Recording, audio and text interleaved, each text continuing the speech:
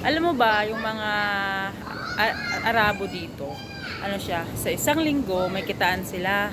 Hindi nawawala yan, may kitaan sila yung mga kamag-anak lang magkikitaan, mga pinsan, mga babae-babae lang, mga lalaki.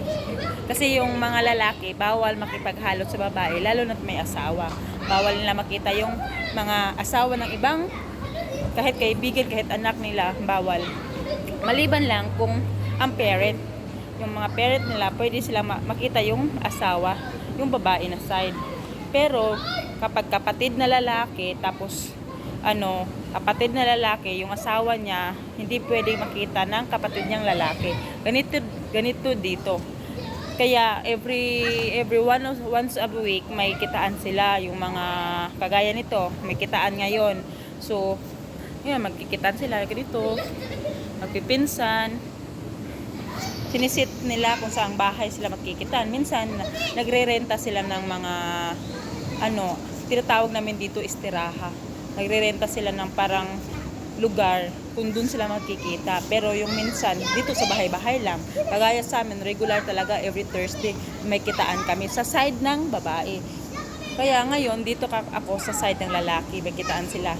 Mga mama, yung tawag nila, mga asawa ng mga anak nila, yun lang, at saka yung ina, yun lang yung kitaan nila. Alam mo yung anong gusto ko dito sa Saudi, may talaga sila, hinahawakan talaga nila yung family ties nila, ganun sila, kahit matanda na, kahit malayo yung bahay, pumupunta talaga pag may azima yung tawag sa kanila, yung kitaan sa mga bahay-bahay, asima.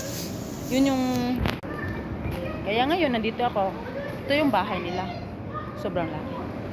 Ito yung second wife nila dito. Then doon sa kabila, itong ba? Yan. Bahay ng pangalawang asawa. Ganun dito. Ito sa Saudi, pag mayaman ka, may datong ka, pwede ka mag-asawa ng dalawa. Kung ano yung binigay mo, may bahay, may kotse, may mga alahas, sa pangalawang asawa, ganun rin ang ibibigay mo. Ganun sila dito. Yun ang tradisyon nila. Kaya, yung mga mahihirap na mga Arabo, hindi pwede mag-asawa kung wala kang datong.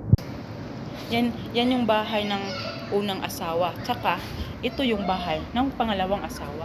O diba? Hindi ka makakasawa dito. Hindi ka gaya ng Pinas, kahit mahirap. Pangatlo, 4, 5 yung asawa, diba?